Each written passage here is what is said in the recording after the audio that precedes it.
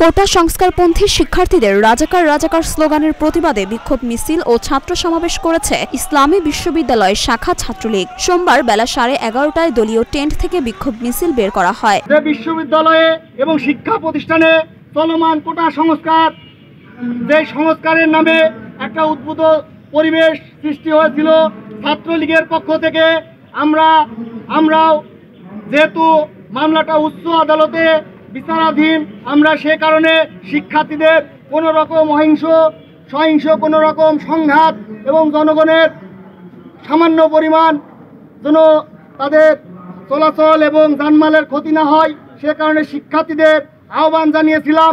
ঠিক সেই মুহূর্তে স্বাধীনতা বিরোধী এবং যারা স্বাধীনতার এত বছর পরেও এই স্বাধীনতাকে এখন পর্যন্ত মেনে নিতে পারে না, সেই সকল কিছু কুচক্রী এবং ওই রাজাকারের কি বলবো, যে যারা বিভিন্ন সোশ্যাল মিডিয়ায় বিভিন্ন রকম ট্রল করে সাধারণ শিক্ষার্থীদের আবেগকে তারা পুঁজি করে গতকালকে স্বাধীনতার এত বছর পরেও গতকালকে রাত্রে তারা রাজাকার প্রতিদ্বন্দ্বিতে যেভাবে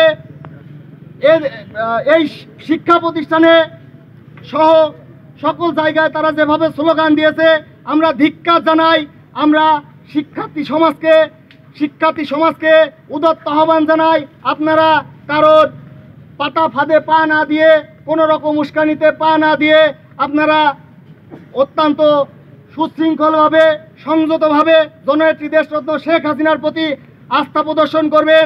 মিছিলটি ক্যাম্পাসের বিভিন্ন সড়ক প্রদক্ষিণ শেষে প্রধান ফটক হয়ে শেখপাড়া বাজার ঘুরে আবারও দলীয় টেন্টে ছাত্র সমাবেশে মিলিত হয়। কোটা নিয়ে প্রধানমন্ত্রী শেখ হাসিনার বক্তব্যের প্রতিবাদে গতকাল রোববার রাতে ক্যাম্পাসে তুমি কে আমি কে রাজাকার রাজাকার স্লোগানে বিক্ষোভ মিছিল করেন শিক্ষার্থীরা। এর প্রতিবাদে ইবি শাখা ছাত্রলীগ এ বিক্ষোভ মিছিল ও ছাত্র সমাবেশের আয়োজন করে।